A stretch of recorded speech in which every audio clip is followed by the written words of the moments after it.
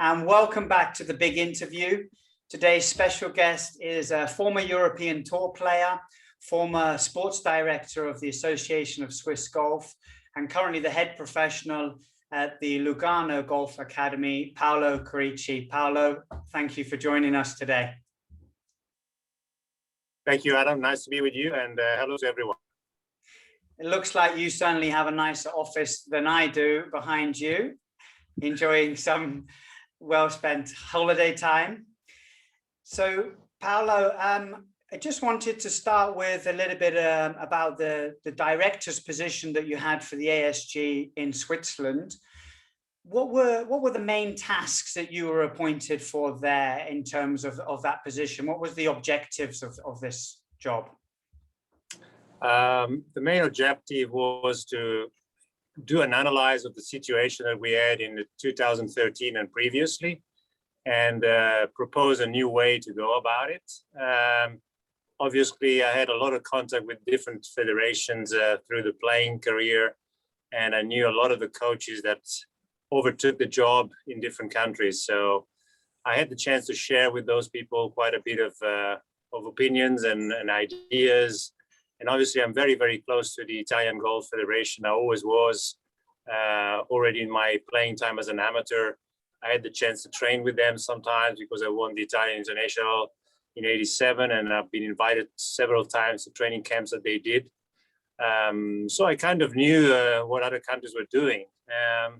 So my main job at the moment that I was appointed was to do an analysis of what was done in Switzerland and what could we do differently or better or other ways. And that was my first task. So my first year was the first 3-4 months was really looking into the situation and trying to analyze what we were doing, what could we do differently or better. And again, I came up with the idea of a well-structured project with 4 pillars that were going to be, to me, the main development to be done. One was mainly looking at more juniors and not less juniors. So increasing the support of the juniors in the country through a system that was going to be regionalized and working mainly with Swiss coaches. So that was, to me, already a very first important point.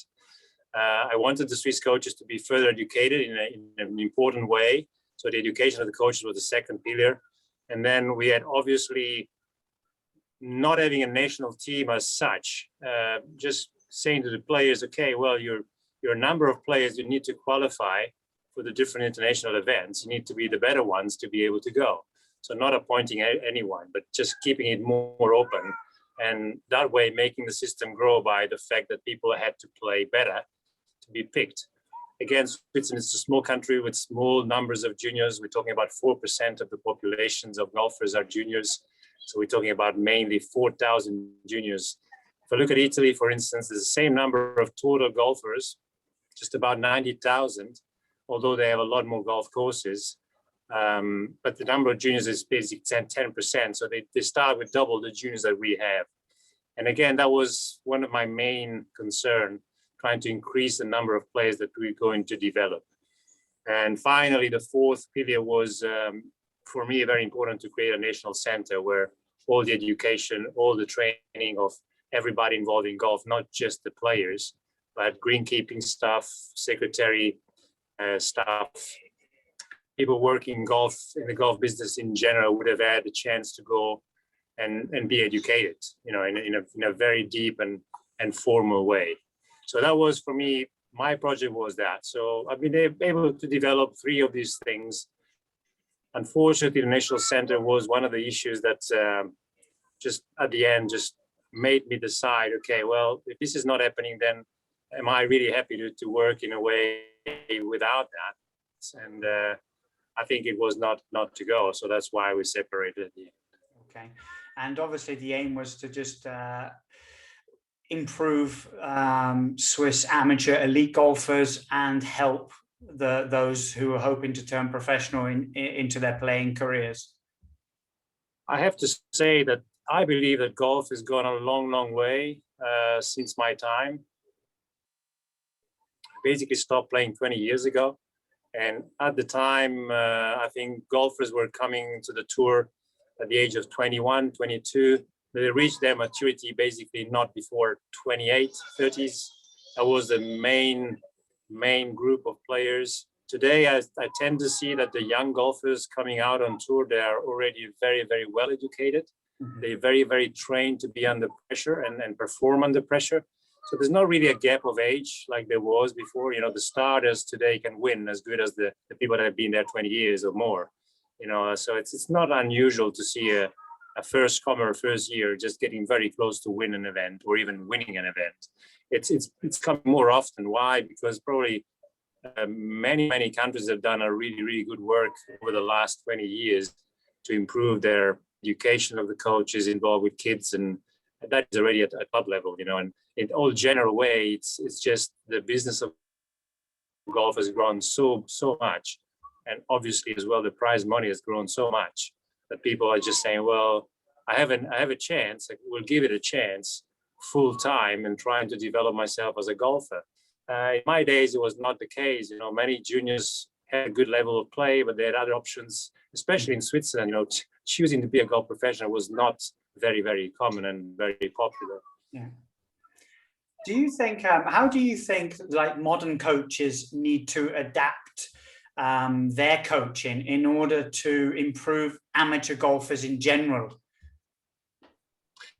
I mean, if we're not talking about top players development, we're talking about the regular amateur that likes to play golf. I think the most important thing that we have to bring by is the passion of this game, maybe a little bit of a part of the history of the game as well, and how this game has developed over 500 years. I mean, it's not a new game, and still it attracts a lot of people these days. In my opinion, good coaches are the people that are able to make people in love, put people in love with the game of golf. You know, this is the main issue that we have to cover.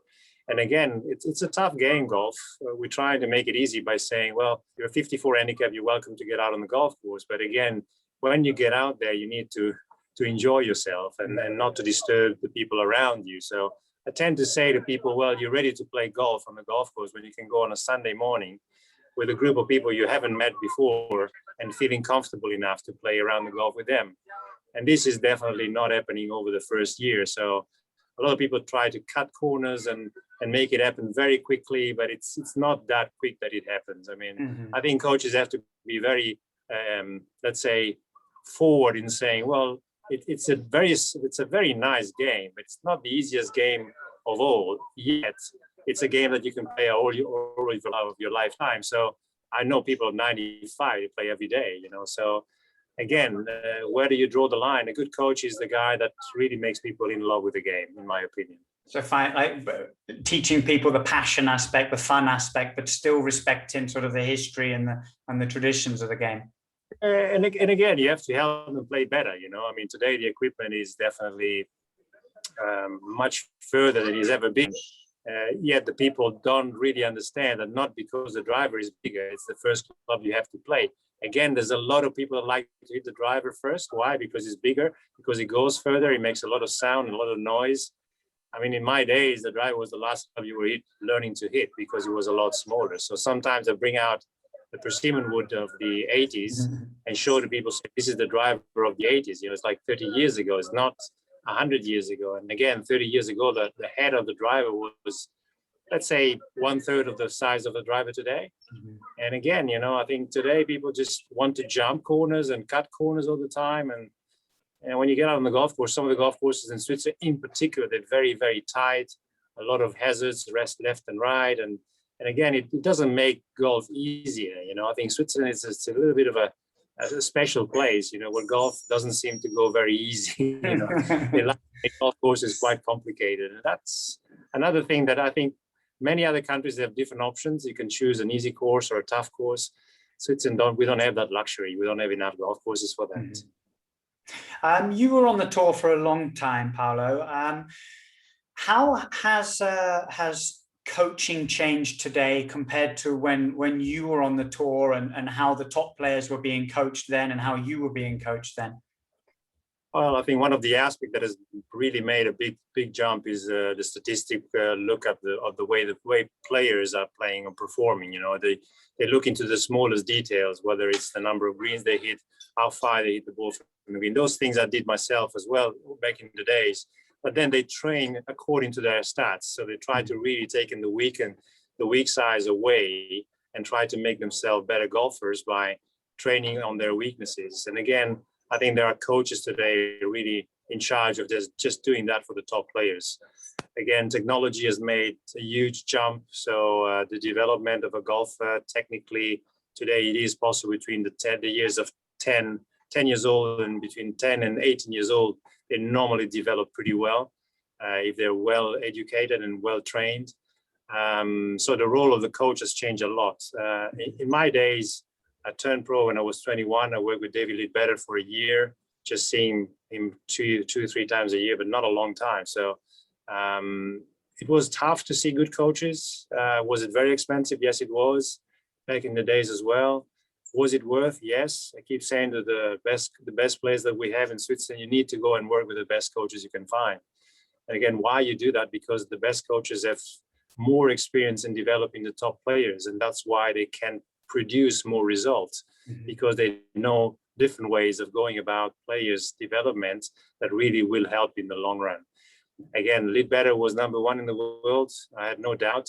If you would have said to me, you need to jump on your right leg for alpha hole, I would have done it. You know, and this is the way it is. Sometimes coaches have to be trusted 100% and even 150%, and the players don't have to put the coach in doubt at any time.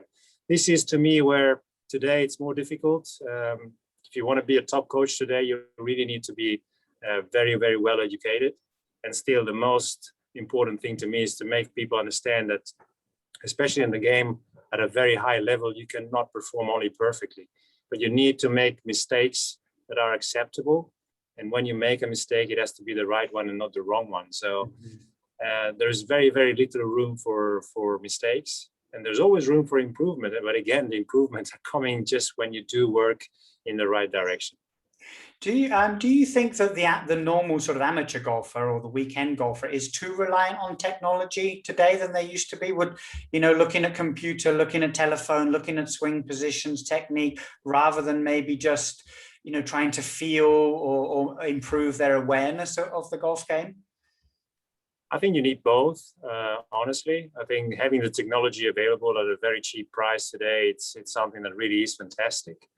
I think there's a lot of amateurs that do analyze themselves and try to keep track with what the coach has done with them or suggested them to do, which I think is perfectly fine. I've been teaching golf for 20 years, always with video. I've never given a lesson without videos. I think it's very important for the pupils to see themselves and learn from what they do, because they might feel they do something, but at the end, when you show them what they are really doing, they realize there's quite a big difference between the two. Their understanding and their feeling and what they're doing, it's not always matching. So I think technology is definitely one part of the coaching side today. Well, this is the only way to go about it? No, definitely not. I'm very much in favor of still developing the feeling and even use different ways to do that. One of the main drills that I use even today is I use a basketball to just ask people to swing the basketball and throw me the basketball and just try to make them aware of what's happening when they do that. They're using their bodies, they're not using their arms or hands when they do that. So there are different ways to go about it. And every pupil is slightly different. So you cannot generalize a way of teaching to everyone. But again, I think the coach is the guy that really is responsible for the development of the players. And the player itself, when he's comfortable with the coach, he would do more of what is asked him to do or her to do. This is the way I see it. What were the most important lessons you experienced as a player, which then you could take into your sort of sports director role and your coaching roles? I think resiliency is definitely one of the most, it's one of the hardest lessons you have to take in this game. It's not just over a season, it's over a round or even over a hole, it's just also being able to stay in the present. I think this is one thing that golf teaches you very well. And again, it's a very educating game. So throughout my career, I've understood that whatever you put in, you're going to get out, so there's no clock, there's no timing on what you're doing. You go until you really enjoy what you're doing. What satisfies you as a result is definitely coming out of the work you're putting in. So I think learning is, to me, it's part of the journey in a way. And when I think about the best lessons I've had on this game, is definitely resiliency. Yeah. Resilience. And a lot of resilience and patience is needed to get anywhere in golf. Yeah, absolutely. I think patience is it's probably the second word you have to have. I mean, if you're not passionate about this game, you will give it up. At one point or. Although I know very, very few people that have started and stopped playing golf. Very. I mean, like you said, you've actually had, you've been taught by David Ledbetter, and you've been around a lot of the top coaches in the world. What do you think all the top guys have in common? And what are the most important lessons that you learn as a player? Well, I have to say that a lot of people would not agree with me, but I think you need to be able to teach and trust a way of swinging the club. It doesn't match to every person, I understand, because of physical limitation. But there are some rules in the way you hit the ball that have to be understood and also taken by the amateur to just get better. It's unfortunately, I keep saying to my pupils, 90% of the amateurs do tend to cut the ball more than compress the ball. And this is a very large number. I mean, if you're a golf coach that wants to teach golf the right way, you will definitely never be out of work. Yeah. But again, how many pupils are able to understand the message and really convert that into their practice and get better? Well, I have to say that the coach dedication is the key to make the amateur improve. Now, if you see an amateur that is very resistant to changes, you have to explain, okay, the changes are coming when you really do the work to make those changes. They're not coming overnight. And there's plenty of literature about how you change a swing, how you improve a swing, how long it's going to take, what sort of routine and what sort of work you need to put in to make your swing different or better. And again, the job of a coach is just to be able to guide those people and then make them better. So you think all the top coaches are able to sort of adapt their communication or adapt, to the student and make them understand what they want from them? I mean, the top coaches that I had the chance to meet and discuss with, they all have a very clear vision of what a good golf swing is and how the ball should be flying to different shots, And again, if we're talking about performance coaches that goes out on the golf course, he will say, okay, you've seen this shot this way. Now, how many other ways could you play that shot? And again, the top player has to see more options to the particular shot. Now, top coaches are the guys that are able to teach the player every single shot he might need. Who's the best player on the golf course? To me, it's clear, is the guy that has the better mind. But again, he needs to have the better game. So if somebody can only play a draw, it's only a fade, he will have a limitation in his bag. And all of a sudden, he will end up in a place where, probably a par would be the best option he has, where the other players might be able to get a birdie out of the situation. And again, we're talking about top golfers a lot. The normal golfers that work with good coaches, I think they've been going through pretty much a similar way. They just have to learn a swing. Am I a swing coach? Probably a little bit, yes. Am I concerned to be a swing coach? No, I'm not. Why? Because I trust the laws of how you hit the ball and how the ball should be flying, And again, the player that doesn't accept that, there will be some limitations, of course. Yeah. And again, trying to take those limitations as much as I can away from the player. And give him as many options as possible. Yeah, I think that's most of the good coaches have been doing that with myself as a player. So, and I recognize that they did a lot of good work with me, So again, a little better when I saw him the first time, he said to me, okay, work on your takeaway. And I said, okay, David, but I'll see you probably in 7 months. What else do I have to work on? And he says, don't worry, just fix your takeaway. Make sure your takeaway is right. And you'll see a lot of the rest will just get in place by itself. So you really have to dedicate all your attention to the one first motion that you do in the swing. Again, am I using that today again? With a lot of my people, I use that a lot. Yeah, why? Sure. Because this is the way to go. If you start wrong, if you set wrong in front of the ball, I don't think that any good coach will let you do that. Yeah. Okay. If I was just starting out as a coach today, what piece of advice would you give me to help me with my coaching career? I know you've just touched on a few pieces there, but let's say I'm fresh after my apprentice. What would be the biggest, most important piece of advice you could give me? First of all, I would recommend you to keep playing to the highest possible level you can with the limitation of the time you have. So develop yourself as a player is part of becoming also a decent coach. I know there's a lot of good coaches out there that cannot play golf very well, but most of them are really trying to develop themselves for a long, long time. Mm-hmm. And again, the ones that have done so, they've learned a few things along the way. Now, this is the one thing I would recommend is that you keep developing yourself as a player, even though you're coaching golf. The other one is definitely to go and visit whenever you have time, the top coaches in the world and learn from them. Because, I mean, I had the pleasure to work with Dr. Rob Neal a few times, and I've invited him to work with the Swiss Federation. Again, I think this is a guy that has taught me a lot about golf, even though I've knew already a lot of things. Another guy that I can mention is Victor Gustafsson. He's a short game specialist. I've learned more from him than out of 40 years of golf. So, and again, it was done in 40 minutes.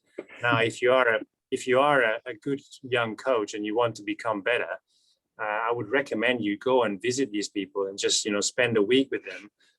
Maybe work with them, just be around them and just try to learn and sneak suggestions out of their way of coaching to become yourself a better coach. I mean, one of the things that Rob Neal said in one of the educational camp we did, he says, if anybody is in this room and thinks he knows already everything, well, he's able to go out now to the room. I wouldn't be upset, but if you're here to learn something, then stay. And I think this is the right attitude. You never know everything. And again, somebody might bring you the message in a different way, in a different form, and you will definitely learn. And the best coaches have been in touch and contact with the best players and the best young coaches that want to develop, so they also get from the young coaches a lot of suggestions, and imagine today with technology, I mean, you name it, technology is just developing every single day. I'm 54 years old this year, and our coaches out there 2021, obviously they know technology much more than myself, and I can learn from them as well. So I would be very happy to see coaches coming and see me or other coaches. I would be very happy. Yeah, definitely spend time with the real top coaches. It just, it's a no-brainer, isn't it? Learn from the best people in the world. Absolutely. In terms of now the coaching business, Paolo, so not the art of giving a golf lesson, but running a coaching business, what skills do you think a modern coach needs today to build a successful coaching business that he might not have needed when he was giving golf lessons 20, 30 years ago? I don't think it has changed so much, to be honest. I think you need to be a very good communicator. Yeah. And again, during the time where you teach, you really need to be there for your students. I would recommend anybody that gives lessons to leave the phone away. You just want to be there for the person that is there in front of you. I mean, you're 100% there for these people that are just in front of you for the time you're spending with them. This is the one thing that I think is more recommendable. Developing the business of coaching golf today, it's easier than it was before. Let's face it, there's more golfers out there. And there's a lot of golfers that need a lot of help. Let's face it, this new orientation of Handicap 54, it's nice in a way. And in the other way, I mean, there's a lot of people that are out on the golf course not feeling comfortable most of the time because the golf course also not being built for that sort of standard, And again, Switzerland doesn't have enough golf courses to welcome a golfer that is not really mature. There's some courses that are really tricky, very narrow, a lot of trees. Some of the trees have grown a lot. So I think being able to develop this business, it's, you need to be there for your pupils. You need to make them aware, okay, what is becoming a better golfer? Whether you're 54, 34, 24, 14 or 4, you still have the chance to develop them. You need to also seed the passion of willing to become better in the pupils. This is probably one of the things that is the toughest to be able to do when you see them very little. And again, I use video. Why? Because I can always go back to them. I can always, after a lesson, I always give a feedback on the lesson. I always give them drills to work on. And I always keep a first video of a lesson. Why? Because I want to keep track of their development. Mm-hmm. And when they feel like you're interested in their development, they obviously more linked to you in a way that, well, this guy really looks after me, really wants me to get better. This is probably the one thing that will make people very secure, that he's not just spending time with you or investing money with you, but he's also using that time and money to become a better golfer. Yeah, and that you are genuinely invested in the improvement of that person. You shouldn't fake. You shouldn't fake your lesson. I mean, in a way, I think if you prepare for a lesson, you've seen the pupil before. You should just go back and see what was, the last lesson, so that immediately from the first swing of the lesson, you can see, well, the guy has made a progress, yes or no, if he has done it, in which way, and, how long it's going to take him. Again, I always try to set in the first lesson a goal for the guy to reach, or the girl to reach. And again, I'm setting goals that are pretty high. I'm not setting goals that are very low, because I keep saying that you can develop that way if you want to do it, and if you devote the time to do it. During the COVID restrictions, Paolo, because you were obviously teaching down in Lugano, have you had to adapt your business in any way during the pandemic to continue to coach? Have you been doing anything online, or how have you done any adaptations? Look, I had one of the juniors that I'm following is in America. I was able to do some work with him through the video analysis, being away, but there's not been much time to coach golfers during that time. There was a good time for me to, further develop myself on a few different things that I wanted to do. And again, I think we use that time, most of us have used that time to further educate ourselves, whether it's been by using a new technology, or whether it was by investigating what more can I do with this technology. I think this has been done by most of the coaches. And again, I think it's been a hard time. We're probably not yet over completely over this situation. But again, coaching as one-to-one was not easy. It was basically impossible to do. You couldn't work because the golf courses were closed. And again, I'm not the kind of guy that likes to sit in my desk and look at videos from somebody that is not being able to play golf, and looking at videos that are maybe 3 or 4 months old and trying to, motivate them to do work. Again, we've been doing some work physically with some of the people that wanted to do something, yes. And again, we tried to bring, especially the juniors, that we could coach to some extent, a little bit up to date with their physical development. That's something that we've been doing in Lugano. I know that you are an avid Hickory golfer fan. In fact, I think you told me you actually only play Hickory golf now. Tell us more about the Hickory golf scene and why you enjoy it so much. Well, I have to say that the game of golf has developed in a tremendous way with the technology, and the equipment is part of it. I think the ball is probably the one piece of the equipment that really has improved the most. Now, I've started playing Hickory golf about 8 years ago by chance, and I hit one single ball on one hole in Lugano because a friend of mine came through and said, "Oh, try to hit a shot, see what you hit it, how you hit it." And I said, "Okay, let me try that." And I hit that ball, and I said, "Oh, there's something there that really is really attracting me." So 4 months later, I had a set of Hickory clubs in my corner. I started to play with them. Then I went and played the World Hickory Open. I went to play in America, a couple of tournaments. I've been lucky enough to get used to the equipment quite quickly and win a couple of events. And I said, well, there's no money there. Don't get me wrong. I don't do it for the business side of it. I just do it for the fun of it. And again, is it difficult? I don't think it is. Honestly, some of these clubs are 100 years old. In my bag, I have 8 clubs, and most of them are over 100 years old, and they still perform pretty well. Obviously, you need to hit the ball correctly. You need to have a very good rhythm. And again, a lot of things that I've learned from the game of golf before, I could bring back into Hickory. And again, I think Hickory teaches me different ways to play the game of golf around the green, especially because you don't have the bounce under the club. So you need to learn how to chip and run it most of the time. It makes the game of golf different, yet it's not a different game. But the funny thing, it's to me, you get out with a modern set of clubs and you hit 5 bad shots, and your day is really a miserable day. And if I get out there and I hit 5 really good shots with my Hickories, it's a good day. So it just lowers your expectations in a way, and makes you, let's say, a more, let's say, enjoyable golfer. You know, somebody that gets out there just to enjoy what's around you, and not just how you perform. Yet I try to perform every time really, really well. I'm not happy if I go home with a +4 or a +5 on my scorecard. I'll try to get a few birdies in there. And again, is it difficult? No, I don't play from the back tees anymore. I play more from the yellow tees. So we try to play courses that are not over 5'8", 5'9". This is the optimal distance. And do I hit a wood? Depends on the golf course. If they're very narrow, then I try not to. I use a 1-iron most of the time. So I think it just makes the dimension of golf slightly different. But if you're a decent golfer, we have a lot of Hickory players in Switzerland. I think it's one of the, probably the second biggest country Hickory-wise, percentage-wise in Europe. So Sweden is really, really big into Hickory. There's also an historical side of the game that would go lost if these clubs are just being hanged on a wall, you know, which I'm very much against that. So I'm really much somebody that would like to see all the Hickorys back out on the golf course.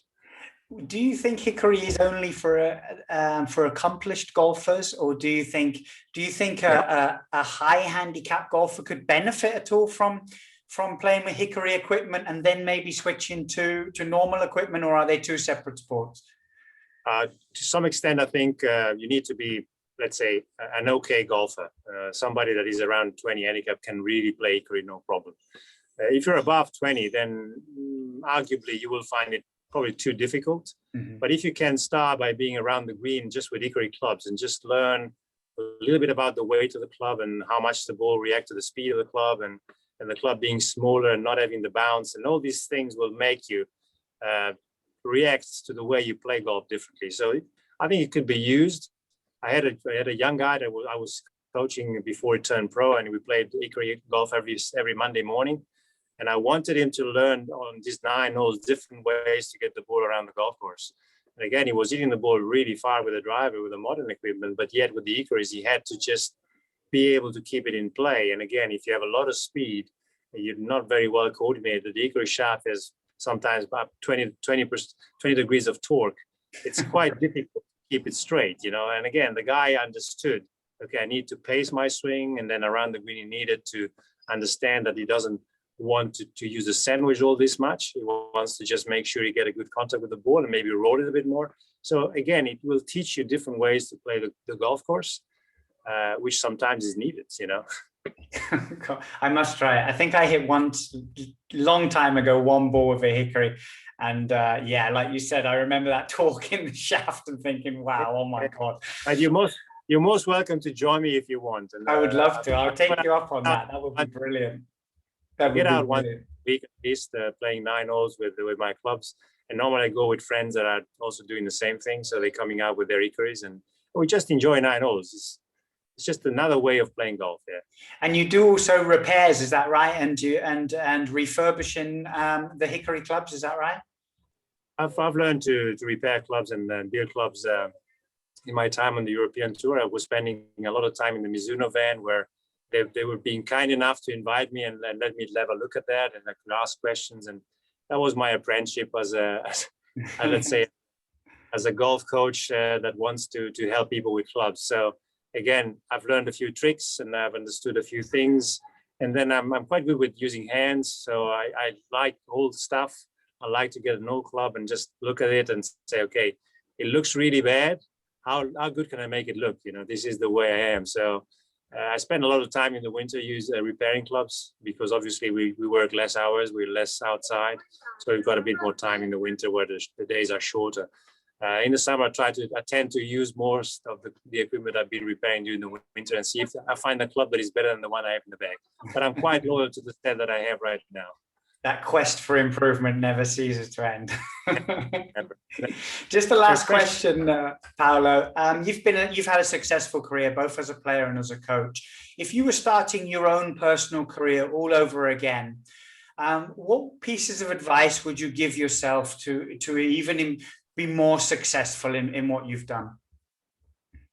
I think as a Swiss person, that you grow in a very small pond, it's quite difficult to become comfortable in a much bigger pond where a lot of the other fish are really, really hungry and very good. So I think trusting yourself is definitely one big part of your success. Was I trusting myself enough? In my small pond, yes, of course. I've stood in every first tee that I was playing in Switzerland feeling I'm here to win it. Internationally, when you're playing at European Tour level, there are enough good players out there to make you feel very small. Mm-hmm. And I think this is where probably players today are still in a similar situation, because you're coming from a small pool of players. You haven't really developed those skills to be feeling comfortable in front of bigger players. I think there's a word that English people use a lot, which is, you need to be a little bit more cocky to say, I'm comfortable enough to say, well, I don't care who's this guy in front of me or next to me, When I started practicing on the driving ranges, and I had Sevi on my side, Wisdom on the other, Langer, and those players that were only for me present on golf magazines before I started playing on European Tour, it was not easy, So in a sense, I think developing your trust and the belief in yourself is definitely one big part of it. Most of our young golfers are going to the States today because they want to develop in a different pool of players. And I think the system in America is developed to improve that part of yourself. So making yourself a more skillful person, especially mind-wise, you need to trust yourself 150% to become successful. There's not much room for people that don't trust themselves today. Yeah, without the confidence to win, no chance out on the big tours. Well, thank you so much for coming on the show, Paolo. It's been great speaking to you. I'm still very jealous of your office backdrop compared to mine. Thank you to everybody at home. I hope you've enjoyed the interview. Please like and share if you have. We'll be back again soon with more content on how to improve your coaching business and how to maximize your income. Thanks again, Paolo, and thank you to everybody watching. On my side, it's been nice being with you, and enjoy the walk, like we say in Hickory. I think it's a wonderful chance for you to move and be in the nature. And again, if you are a coach, further develop yourself to the extent that you can really make your pupils enjoy the game. All the best. Hope to see you soon. Thanks a lot, Adam.